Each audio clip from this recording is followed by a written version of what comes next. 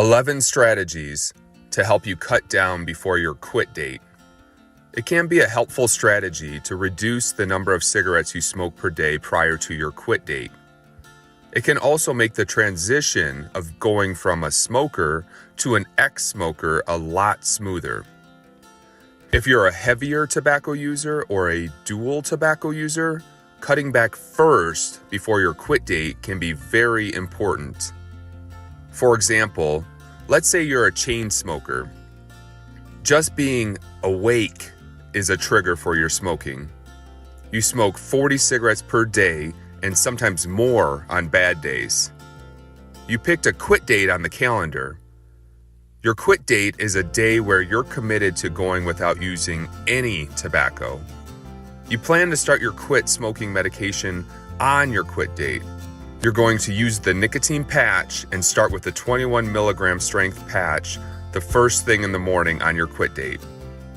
In the days leading up to your quit date, it'd be a good idea to cut down first before you put your first patch on your arm.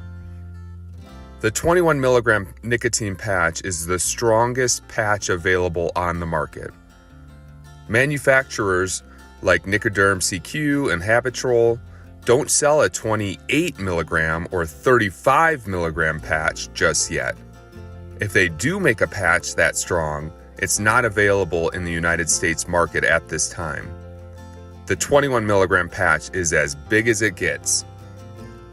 Your body will receive approximately 20 cigarettes per day worth of nicotine with a 21 milligram patch. That can make the jump from 40 cigarettes per day down to the 21 milligram patch on your quit date very difficult.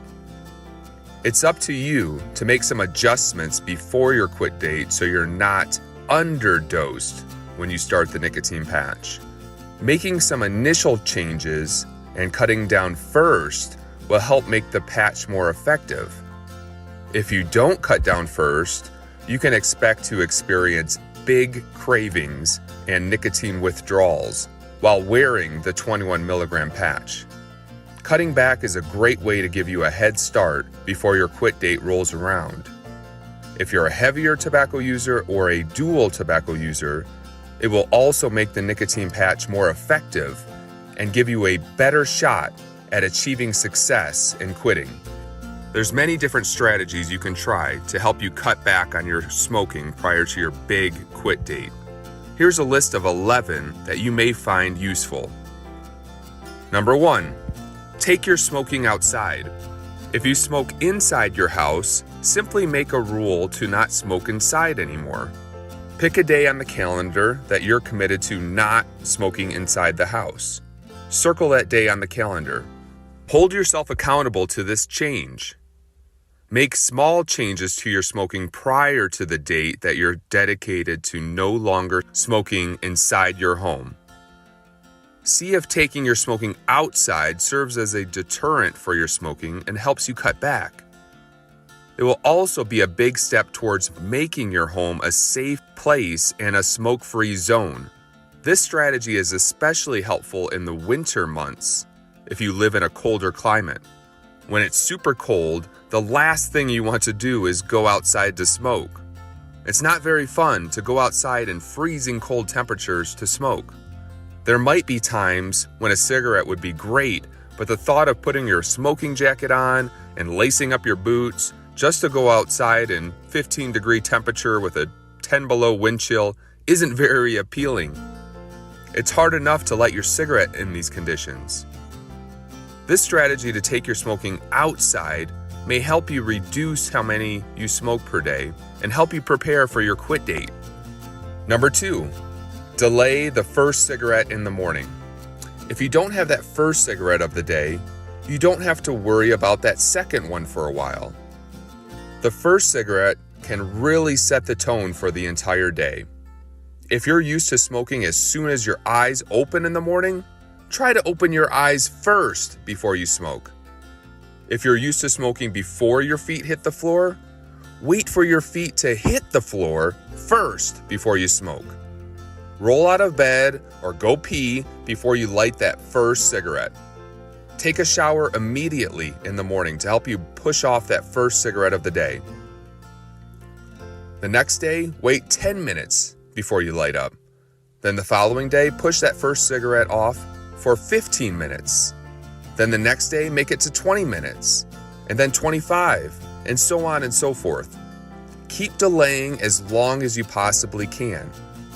Keep an eye on the clock to help measure your progress. With some hard work, maybe you can push that first cigarette of the day off until after lunch.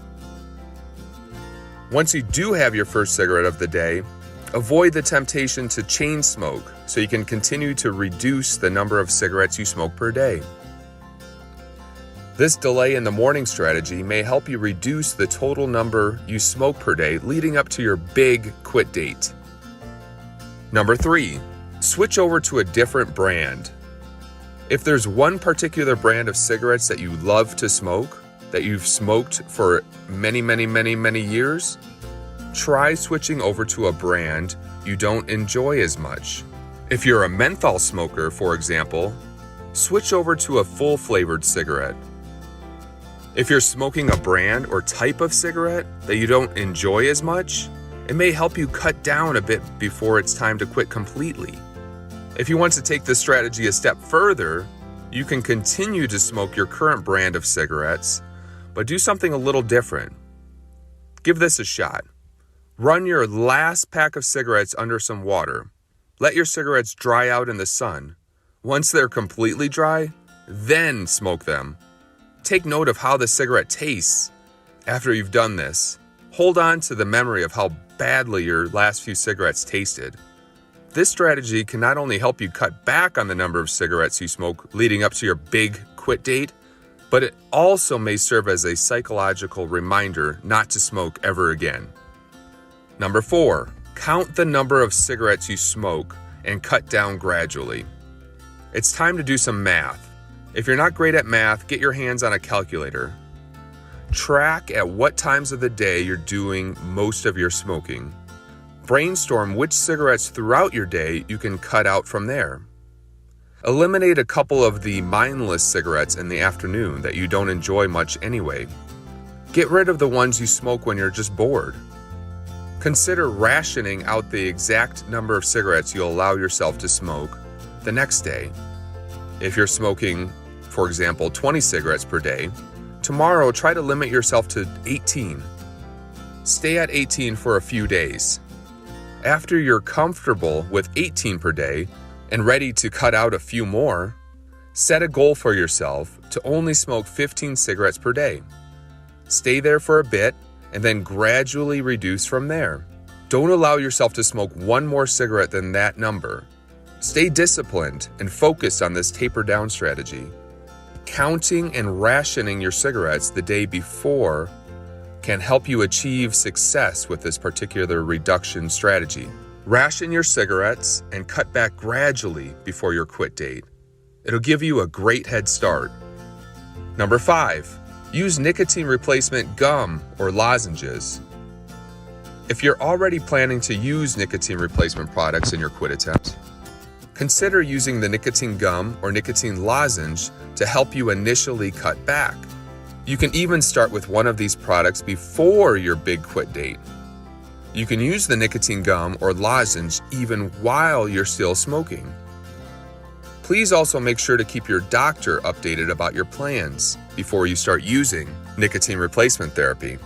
Talk to your doctor to see if it's best to use the 2 milligram or 4 milligram strength. Using the occasional piece of nicotine gum or lozenge can be effective in helping you reduce how many cigarettes you smoke per day. For example, if you're accustomed to smoking whenever you watch television, have your tube of lozenges nearby so that you can substitute your smoking for a lozenge. This can be an effective strategy if your starting point is 30 or maybe even 40 cigarettes per day. Use the nicotine gum or lozenge to help you cut down to 20 cigarettes per day before starting the 21 milligram patch on your big quit date. Or if you're a dual tobacco user, use a nicotine replacement product to help you eliminate one form of tobacco at a time. For example, let's say you smoke cigarettes when you're at home and chew tobacco throughout the day at work. Or you smoke cigarettes at home, but turn to maybe a vape product when you're out in public. You're highly addicted. Nicotine replacement products used strategically can help you eliminate one tobacco product at a time. You can focus on quitting the smokeless tobacco product first with the aid of the nicotine gum, and then once you've mastered that change, using the nicotine patch to help you quit the cigarettes. Again, please discuss your plan to use nicotine replacement therapy with your doctor first. This could be your ticket to help you reduce and make significant changes before your big quit date. Number 6, put cigarettes in the trunk of your car. Another strategy to help you reduce is to put cigarettes in the trunk of your car whenever you leave the house. This strategy can be very helpful if driving is a big trigger for your smoking. Make a rule for yourself to not smoke one single cigarette inside your vehicle. Every time you want a cigarette, you'll have to pull over, park, and get out of the car to open up the trunk just to access one lousy cigarette. That'd be a giant pain in the ass. If you really want to challenge yourself, put the cigarettes under your spare tire in the trunk. Again, this will be a big production just to access one single cigarette out of your pack. Keeping your cigarettes in your trunk could be enough of a deterrent to keep you from smoking, especially while driving. If the cigarettes are in your trunk and out of reach, you're not going to chain smoke while driving. You're not going to smoke at all. You've made it very inconvenient on yourself to smoke while driving, and this could help you cut down in the days leading up to your quit date. Number 7, put cigarettes on the roof of your garage.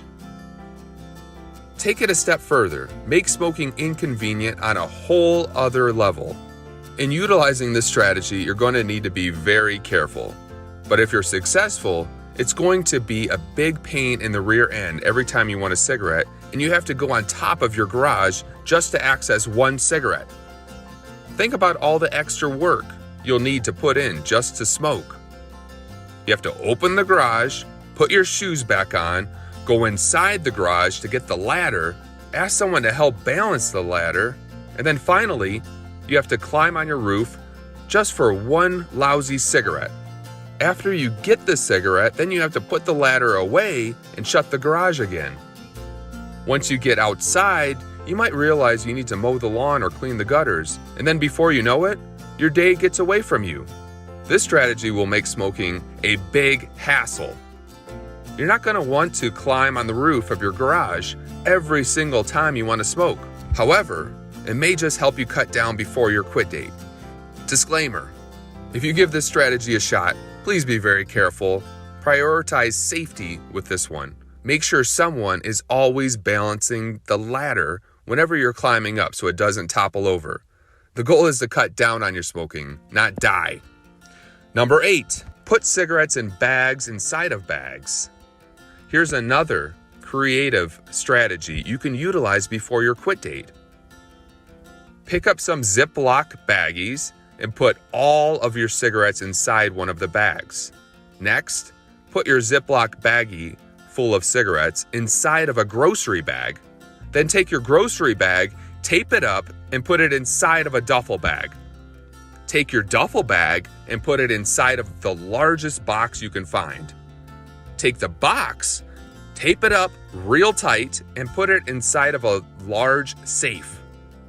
Place the safe key at the bottom of your fish tank. Every time you want to smoke, you're going to have to spend a good 10 minutes just to dig your way to the original Ziploc baggie full of cigarettes. Congratulations, you've just made it incredibly inconvenient on yourself to smoke. You might just lose the desire to smoke if you have to go through so many steps to get your hands on one little cigarette. You might just say, screw it, and push through the craving and get on with your day. There you go. You've just cut down on the number of cigarettes you smoke per day. Good job. Number 9, hide cigarettes in the kitty litter box. If you have a cat who hates your smoking and doesn't like jumping on your lap when you light up a cigarette, or even because you smell like smoke, utilize their support to quit. Bury your cigarettes in your cat's kitty litter box. If you usually clean the kitty litter box once per week, adjust to cleaning it out every 2 weeks. The odor of the cat poop that's piling up in there could be a solid deterrent to you smoking a cigarette. You're going to have to crave a cigarette really bad before you go dig out your pack from underneath the dirty kitty litter. Number 10, cut back on your lighters. Maybe you're a heavy smoker and don't even keep track of how many cigarettes you smoke per day. Maybe it's easier for you to track how many lighters you use on average. If you go through 10 lighters per week, for example, start off by tapering down to 8 lighters per week. Suffer through that reduction for a couple weeks and then drop down to 6 lighters per week. Stay there for a little while, then reduce to 5 lighters per week, and so on and so forth. If you're not good with numbers, cut out your lighters by color. Stop using the red lighters first. Throw them in the trash or give them away to a friend. After you've mastered that change, then cut out the green lighters, and then the black ones after that. Once you're down to only using blue lighters to light your cigarettes, you can start to throw them away one at a time. Once you get down to 1 lighter per week, hopefully you can start to see the light at the end of the tunnel. Now, start counting how many cigarettes you're smoking per day and reduce gradually from there. Then, you can finally set your sights on a quit date. Number 11, sleep. For many smokers, if you're awake, then you're smoking. If being awake is one of the biggest triggers for your smoking, get a few extra Z's in the morning. Unplug your alarm clock and sleep through that early morning craving. Take a nap in the afternoon. Hang up some black curtains in your room so that it's easier to sleep during the day when the sun is out. If you crave a cigarette right before bed, consider going to sleep earlier. If you're used to smoking right before bed, force yourself to go to bed 15 minutes earlier. Experiment with that change and see how it works for you. If you find yourself dreaming about smoking, that's okay. Those slips don't count. Smoking in your dreams is not the same thing as smoking in reality. Work on getting more rest and sleep. Get more rest and see if it helps you cut back before your quit date. There you have it, 11 strategies to help you cut down before your quit date. Hopefully, even one of these ideas will help you reduce how many you smoke per day. Now, what about you? What strategies are helping you cut down? What things have helped you cut down in the past? What creative strategies have you given a shot? Please share your perspective in the comments below. Thanks for your time, and I wish you all the best in your quit.